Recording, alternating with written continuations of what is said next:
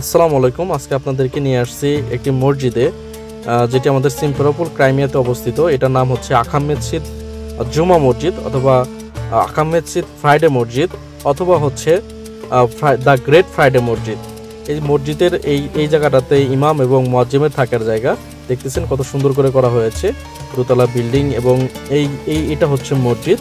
এই মসজিদটা অনেক বছর যাবতই করা হচ্ছিল। আমরা যখন এখানে আসি 2019-এ, তখন থেকে আমি দেখছি এটা নির্মাণাধীন এবং অপেক্ষায় ছিলাম কখন এটার কাজ শেষ হবে এবং আমরা ইনশাল্লাহ এখানে নামাজ পড়ব।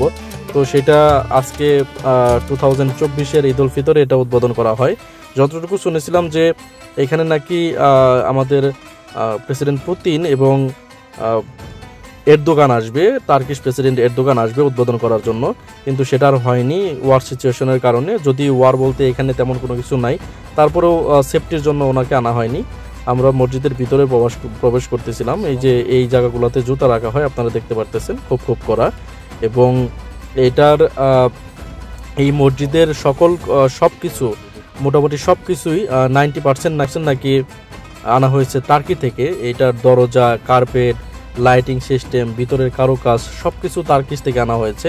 এবং এই মসজিদটা করেছে সাধারণত রাশিয়াতে, যে আমাদের ক্রাইমিয়াতে যে তাতার সম্প্রদায় আছে, তাতার মুসলিম সম্প্রদায়, তারাই এই মসজিদটা করেছে। এবং এই মসজিদটা আজকে করতে প্রায় 7 থেকে 8 বছরের মতো লেগে গেছে, যতটুকু আমি জানি আর কি। আমি এখানে এসেছি 5 বছর, এবং 5 বছর যাবৎ আমি দেখতেছিলাম যে এটা নির্মাণাধীন ছিল। এটা দোতলা বিশিষ্ট একটি মসজিদ।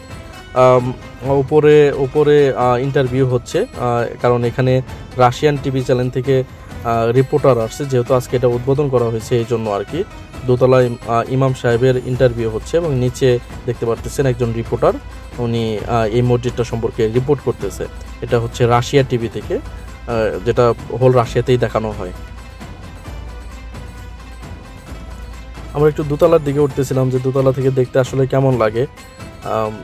যেহেতু নিচে থেকে দেখলাম, তো দোতলায় যেটা বুঝলাম যে প্রত্যেকটা পার্ট আলাদা করা, প্রত্যেকটা পার্টে ওঠার জন্য আলাদা আলাদা সিঁড়ি ব্যবহার করতে হয়। এই লাইট দেখতে পাচ্ছেন, দেখে মনে হচ্ছে অনেক এক্সপেন্সিভ। এটা টার্কি থেকে নিয়ে আসা হয়েছে।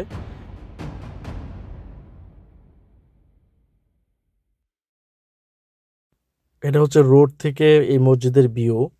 মাশাল্লাহ, অনেক সুন্দর একটি মসজিদ এটি।